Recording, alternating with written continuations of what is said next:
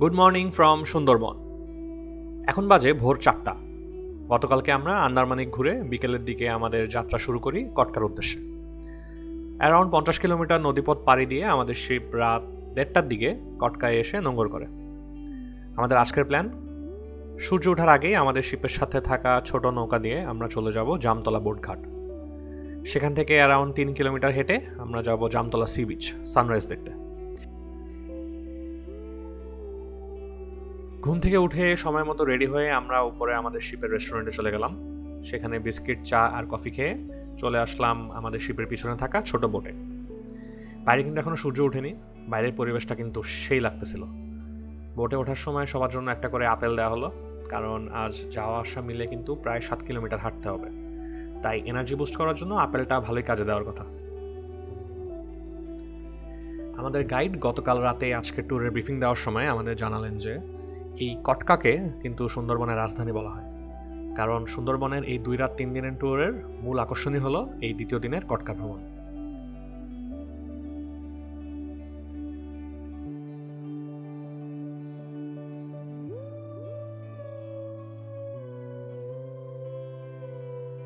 আমরা এখন আমাদের সাথে থাকা ছোট নৌকা দিয়ে কটকার একটি সরু খাল ধরে জামতলা বোটঘাটের দিকে এগিয়ে চলছে। সময় ভোর 4:40।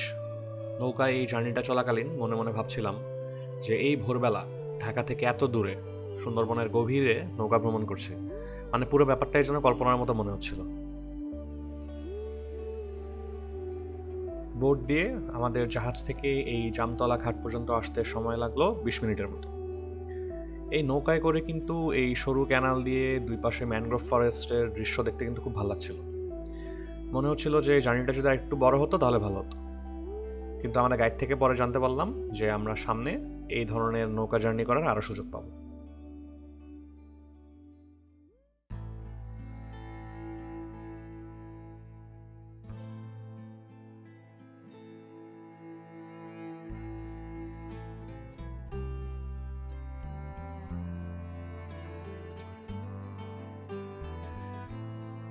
বোট থেকে নেমে আমরা জামতলা বিচের উদ্দেশ্যে ট্রেকিং শুরু করলাম। ট্রেকিং শুরু করার আগে আমাদের গাইড ও গানম্যান স্পষ্ট করে জানিয়ে দিলেন এই পুরো ট্রেকের সময় সবাইকে একসাথে সারিবদ্ধভাবে হাঁটতে হবে। কোনো অবস্থাতেই যেন কেউ গ্রুপ থেকে আলাদা হয়ে একা না যায়, কারণ এই এলাকায় প্রচুর হরিণের আনাগোনা হয়। আর সুন্দরবনে যেখানে হরিণ আছে সেখানে কিন্তু বাঘ মামার উপস্থিতির সম্ভাবনা অনেক বেশি। এই থমথমে অনুভূতি নিয়ে আমরা আমাদের ট্রেকিং শুরু করলাম।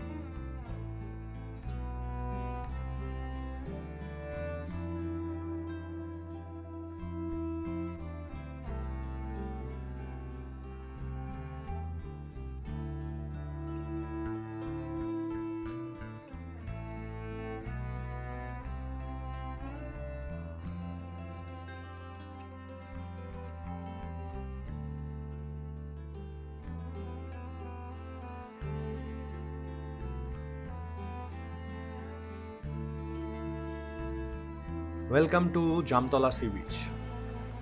আমি আমার সারা বাংলাদেশ ট্যুরে বিভিন্ন জায়গা থেকে বঙ্গোপসাগরকে দেখেছি, কক্সবাজার, কুয়াকাটা, নিঝুমদ্বীপ, সেন্ট মার্টিন, হরিণঘাটা, কিন্তু এই সুন্দরবনের জামতলা সি বিচে এসে সূর্যোদয়ের সময় সাগর আর ম্যানগ্রোভ একসাথে, এমন সুন্দর দৃশ্য আমি আমার লাইফে আগে কখনো দেখিনি। এই সি বিচটা যে অনুভূতি দেয় সেটা কোনো ছবি, ভিডিও বা ভাষা দিয়ে বোঝানো সম্ভব না। এই সৌন্দর্য অনুভব করতে হলে আপনাকে অবশ্যই এখানে আসতে হবে।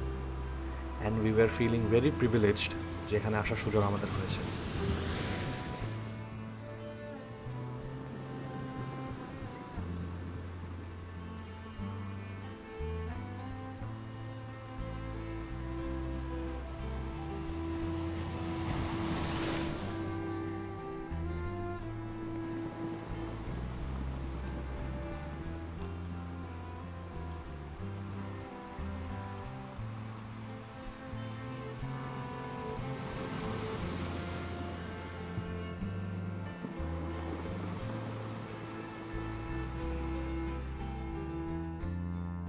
সো এখানে এসে কিন্তু আমাদের সাথে একটা মজার ঘটনা ঘটেছে। আমরা যখন বিচে মন খুলে ছবি তুলতেছিলাম, তখন আমাদের সাথে আসা ট্যুরমেটরা হঠাৎ করে ভাই সাপ সাপ বলে চিল্লাচ্ছে। So আমরা প্রথমে বুঝতে পারিনি যে কি হচ্ছে। মনে করলাম যে আমরা খুব কাপল পিক তুলতেছি, তো এই জন্য মনে হয় আমাদের সাথে মজা নিচ্ছে। পরে দেখি যেই গাছের গুড়ির পাশে দাঁড়ায় আমরা রোমান্টিক ছবি তুলতেছিলাম, সেখানে তো এই মশাই ঘুমাচ্ছে। মানে we were so very lucky যে কোনো অঘটন ঘটে নাই, আর এনার ঘুমের কোনো ডিস্টার্ব হয় নাই। That's just an example of how র Sundarban can be.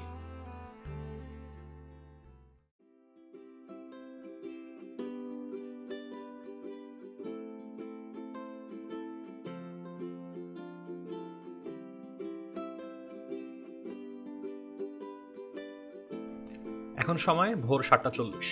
Jamtala C বিচে ঘন্টাখানেক সময় কাটিয়ে এখন আমরা ব্যাক করছি আমাদের বোটের দিকে। আমাদের ট্রেকিংয়ের শুরুতেই কিন্তু আমরা এখানে জামতলা ওয়াচ টাওয়ারটা পেয়েছিলাম, কিন্তু আমরা প্ল্যান করেছিলাম ফিরতি পথে আমরা এই ওয়াচ টাওয়ারের ভিউ পয়েন্টে উঠবো। অ্যান্ড উপর থেকে কিন্তু ভিউটা অসাধারণ।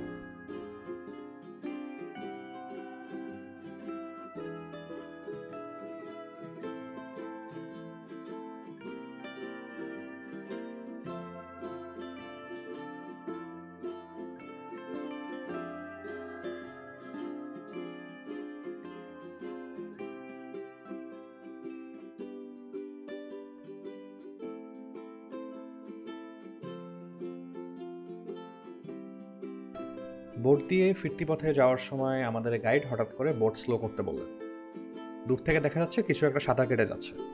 প্রথমে সাপ মনে হলেও পরে দেখলাম এটা একটা কুমিরের বাচ্চা।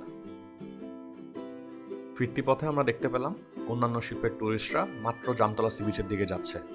আমাদের সাথে কিন্তু আরও 4-5টা শিপ গতকালকে কটকা নোঙ্গর করেছে, বাট ভোরবেলা কিন্তু আমরাই সবার আগে জামতলা বিচের উদ্দেশ্যে রওনা করেছিলাম, যে কারণে বিচটা আমরা একদমই ফাঁকা পেয়েছি। একটু লেট করলে কিন্তু অনেক মানুষজন হয়ে যায়। সো চেষ্টা করবেন শিপ অর্গানাইজারদেরকে বলে যত তাড়াতাড়ি সম্ভব এখানে আসার।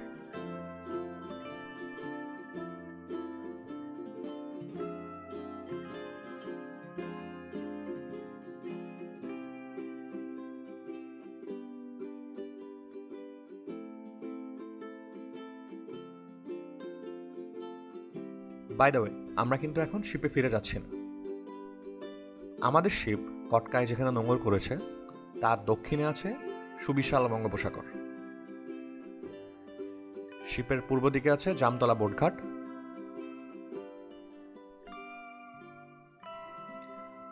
অ্যান্ড শিপের পশ্চিম দিকে কটকা জেটিঘাট।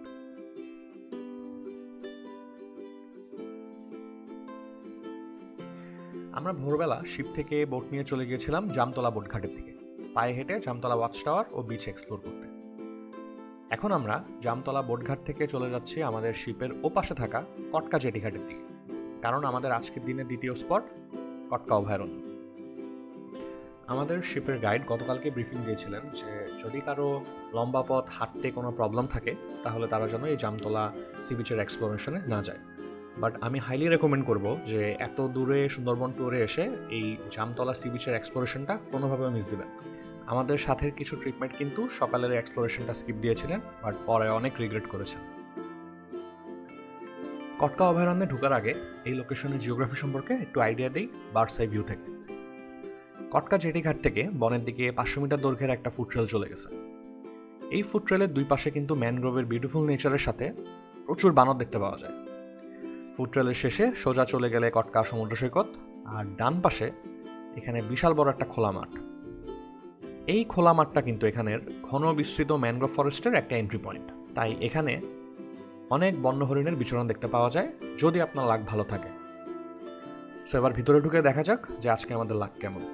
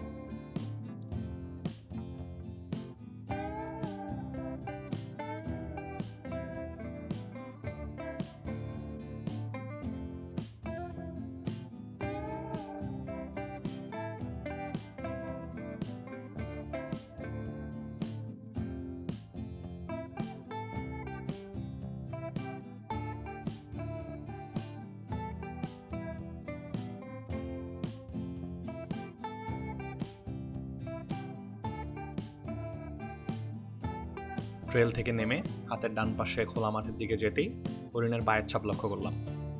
মনে হচ্ছে আজকে লাগ ভালো।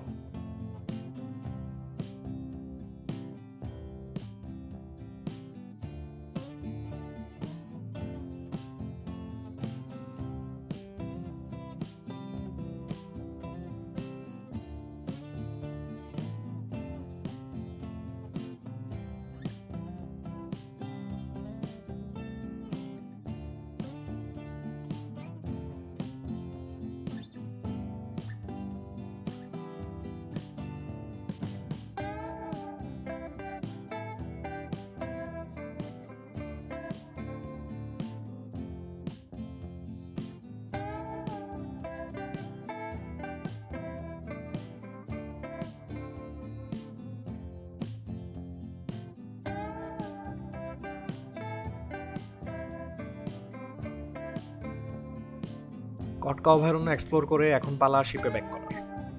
শিপে ব্যাক করার সময় যখন ঘড়ির দিকে তাকালাম তখন দেখি বাজে মাত্র সকাল 9টা। মানে ক্যান ইউ ইম্যাজিন, সকাল থেকে জামতলা, বিচ, কটকা কত কিছু এক্সপ্লোর করে এখনো 10টাও বাজেনি, অথচ মনে হচ্ছে যে সারাদিন ধরে ঘুরতেছি। এই জন্য আমি বলি যে সময়কে স্লো ডাউন করার বেস্ট ওয়ে হচ্ছে টু গো অন অ্যাডভেঞ্চার্স। এখন যদি ছুটির দিনে বাসায় শুয়ে বসে অ্যান্ড ফেসবুক স্ক্রোল করে কাটায় দেন, দেখবেন যে কখন যে সকাল থেকে সন্ধ্যা হয়ে গেছে অ্যান্ড একটা দিন এই সীমিত জীবন থেকে চলে গেল টেরই পাবেন না। অথচ if you go on an adventure and experience new things, তাহলে আপনার ব্রেনকে ট্রিক করা যায় so that you forget about time. যত নতুন জিনিস এক্সপিরিয়েন্স করবেন ততই আপনার ব্রেন আপনাকে টাইম ডায়ালেট করতে হেল্প করবে। 100 বছরের এই সীমিত জীবনকে 1000 বছরের মতো ফিল করানোর একমাত্র উপায় হচ্ছে এটি। So get out there and explore.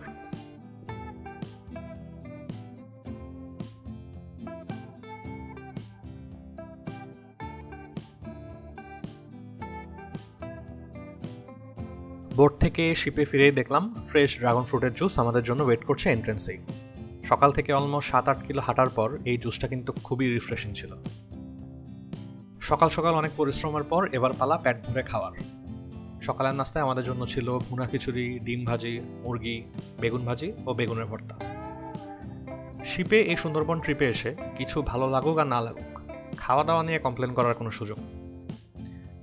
সকালে স্ন্যাক্স, দেন হেভি ব্রেকফাস্ট, দেন লাঞ্চের আগে আবার স্ন্যাক্স, দেন লাঞ্চ, সন্ধ্যায় আবার নাস্তা, দেন রাতে আবার হেভি ডিনার। হাঁটাচলা করে টায়ার্ড না হলেও খেতে খেতে টায়ার্ড হয়ে যাবেন, এটা গ্যারেন্টিড। আর হ্যাঁ, 24 ঘন্টা পানি, চা, কফি তো আছেই।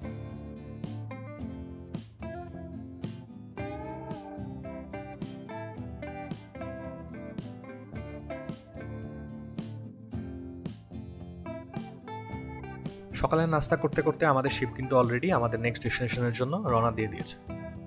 আমাদের সুন্দরবন ট্যুরের নেক্সট স্পট হচ্ছে ডিমের চর। কটকা থেকে ম্যাপে দেখলে কিন্তু ডিমের চরকে খুবই কাছে মনে হয়। মনে হতে পারে যে এই রুট দিয়ে গেলেই তো খুবই তাড়াতাড়ি ডিমের চর পৌঁছে যাওয়া যাবে, রাইট?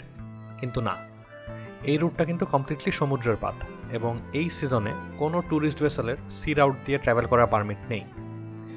আর সমুদ্র দিয়ে গেলে কিন্তু আপনি অথই পানি ছাড়া আর কিছুই দেখা মিলবে না। কাজেই ডিমের চর যাওয়ার জন্য শিপগুলো ব্যবহার করে কটকা থেকে উপরের দিকে সরু এই চ্যানেলগুলো।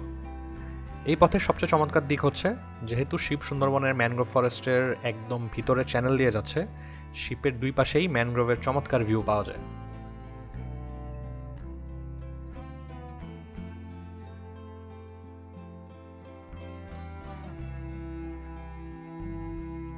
এই যাত্রায় ছোট কটকা খাল নামে পরিচিত একটি এক্সট্রিমলি ন্যারো চ্যানেল দিয়ে যেতে হয়। এই চ্যানেলটি এতটাই ন্যারো যে একটা শিপের বেশি কোনো শিপ এই পাথে অ্যাট এ টাইম ইউজ করতে পারে না। কাজেই রেডিও কমিউনিকেশনের থ্রুতে সিঙ্ক হয়ে শিপগুলো 1 বাই 1 এই চ্যানেলটি পাস করে। এই ক্যানেলটি দিয়ে যাওয়ার সময় আপনি শিপ থেকে সুন্দরবনের গভীর ম্যানগ্রোভের বেস্ট ভিউ পাবেন, যেটা আমরা এনজয় করছিলাম আমাদের শিপের প্যানোরামিক ভিউ রুম থেকে। এই ক্যানেল পাস অ্যান্ড এর ভিউ যে কোনো কারো পুরো সুন্দরবন ট্যুরের একটা মেজর হাইলাইট হয়ে থাকবে। আমরা জাস্ট স্পিচলেস হয়ে সুন্দরবনের এই ন্যাচারাল বিউটি এনজয় করছিলাম।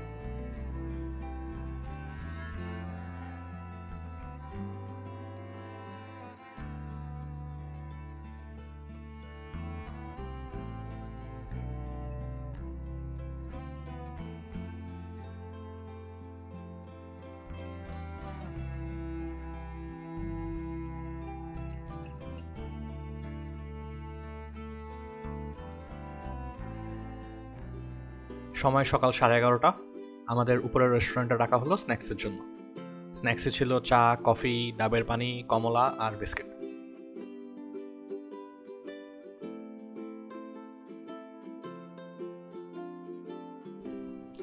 সুন্দরবনের গহীনের দৃশ্য দেখতে দেখতে কিন্তু আমরা আমাদের গন্তব্যে চলে এসেছি। আমাদের শিপ নোঙর করেছে ডিমের চর আর কচিখালির মাঝে একটা স্পটে। ছোট বোটের করে আমরা এখন চলে যাব ডিমের চর। ডিমের চরে যাওয়ার উদ্দেশ্য কিন্তু একটাই, পানিতে নেমে দাপাদাপি করা। জামতলা বা কটকা সমুদ্র সৈকতে সমুদ্রের কাছাকাছি যাওয়া হলেও সেখানে কিন্তু পানিতে নেমে গোসল করা নিষেধ, কারণ এই দুই জায়গায় সমুদ্রের ঢেউ কিন্তু অলওয়েজ অনেক থাকে এবং আগে অনেক অঘটন সেখানে ঘটেছে গোসল করার চেষ্টা করতে গিয়ে। সো ডিমের চর হচ্ছে এই হোল ট্যুরের একমাত্র পানিতে নেমে গোসল করা বা দাপাদাপি করার সেফ অ্যান্ড ডেজিগনেটেড প্লেস। তাই সাথে কাপড় চোপড় তাওয়াল নিয়ে আমরা আমাদের ছোট বোটে করে চলে যাচ্ছি ডিমের চর।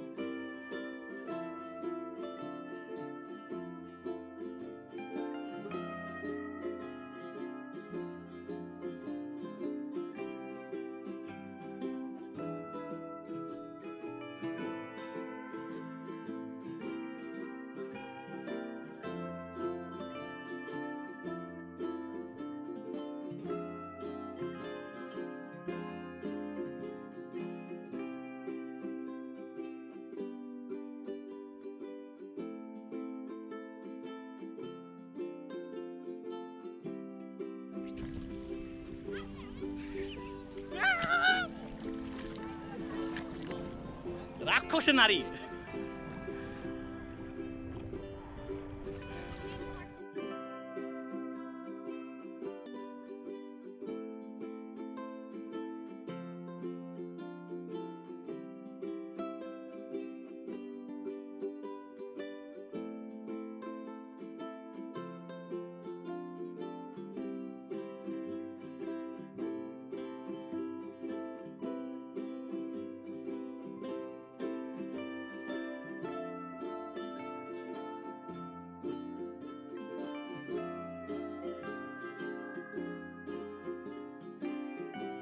ডিমের চরে সেই খেলাধুলা করে আর পানিতে অস্থির লেভেলে লাফালাফি করে আমরা শিপে চলে এসেছি লাঞ্চের জন্য। লাঞ্চে ছিল ভাত, ডাল, আলু ভর্তা, মিষ্টি কুমড়া, ফাইসা মাছ ভাজা ও চুই ঝালের গরুর মাংস। অ্যান্ড হ্যাঁ, সাথে ডেজার্ট হিসেবে ছিল সাতক্ষীরার ঘোষের মিষ্টি।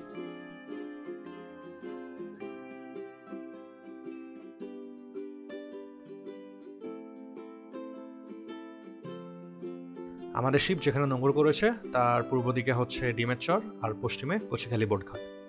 লাঞ্চ শেষে খানিকক্ষণ বিশ্রাম নিয়ে আমরা এখন চলে যাব কচিখালি আজকের বিকালটা কাটানোর জন্য। কচিখালি বোটঘাট থেকে আমাদের আনুমানিক 1 কিলোমিটার হাঁটা পথ পার করে দেখা মিলবে কচিখালি ওয়াচ টাওয়ারের।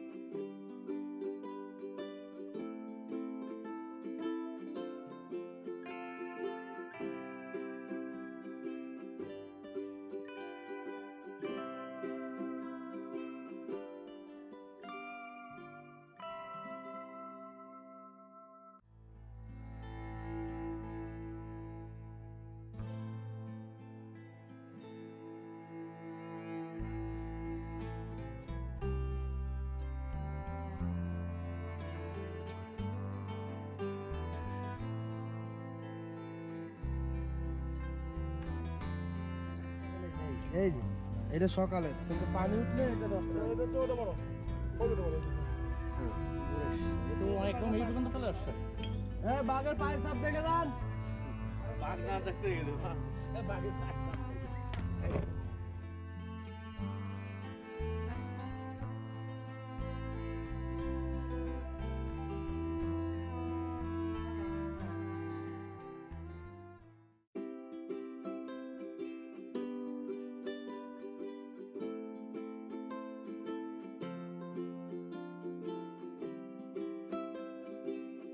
কচিখালি থেকে ফেরত আসতে আসতে সন্ধ্যা হয়ে গেল এবং আমাদের সন্ধ্যার নাস্তার ডাক আসলো শিপের রেস্টুরেন্ট থেকে। সন্ধ্যার নাস্তায় ছিল থাই স্যুপ অ্যান্ড সাথে ফ্রেঞ্চ ফ্রাই। সন্ধ্যার নাস্তা করতে করতে বাইরে কিন্তু একদম অন্ধকার হয়ে গেছে। বাই দ্য ওয়ে, যদিও এই ব্যাপারটা আমরা ভিডিও ক্যাপচার করতে পারিনি, বাট আপনারা সুন্দরবন আসলে অবশ্যই রাতের বেলা শিপের সামনের ওপেন ডেকে চলে যাবেন স্টার গেজিং করতে। আমরা যারা শহরে থাকি, প্রচুর লাইট পলিউশনের কারণে আকাশে কিন্তু বেশি একটা তারা দেখতে পাওয়া যায় না, কিন্তু এই সুন্দরবনের গহীনে দূর দূরান্তেও আমাদের শিপ ছাড়া কিন্তু আর কোনো আলোর সোর্স নেই। এই কারণে আপনি শিপের ওপেন ডেকে বসে যখন আকাশের দিকে তাকাবেন, আই ক্যান গ্যারেন্টি ইউ আপনি এত তারা আপনার লাইফে একসাথে কখনো দেখেননি। আমরা ওপেন ডেক থেকে এই রাতের বেলা প্রচুর ফলিং মিডিয়া দেখতে পেয়েছি, যাকে বাংলায় উল্কাও বলা হয়, অনেকে ফলিং স্টারও বলে থাকে। বিষয়টা সত্যি চমৎকার ছিল। আমরা কিন্তু রাতে ঘন্টার পর ঘন্টা এই আকাশের দিকে তাকিয়ে কাটিয়ে দিয়েছিলাম। রাতে সময় কাটানোর জন্য আমরা কিন্তু পেন ড্রাইভে করে মুভিও নিয়ে আসছিলাম, যেহেতু রুমে স্মার্ট টিভি আছে। সুন্দরবনের গহীনে রাতে রুমে বসে হরর মুভি দেখার মজাটা কিন্তু অন্যরকমের।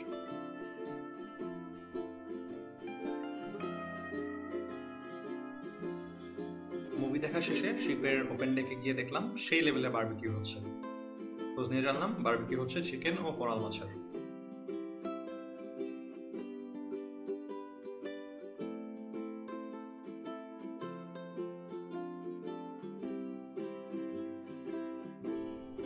ডিনারের মেনুতে ছিল ফ্রাইড রাইস, নান রুটি, বারবিকিউ এবং সাথে হাঁসের মাংস।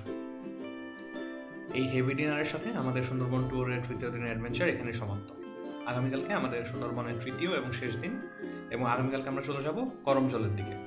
ও and by the way, Sundarban tour নিয়ে কারো যদি কোনো কোয়েশ্চেন্স থাকে বা কোনো কিছু জানার থাকে, অবশ্যই কমেন্ট করে আমাকে জানাবেন। আমি পরবর্তী ভিডিওতে সব কোয়েশ্চেনের আনসার দেওয়ার চেষ্টা করব। So good night for now, এবং আগামীকাল আবার দেখা হবে।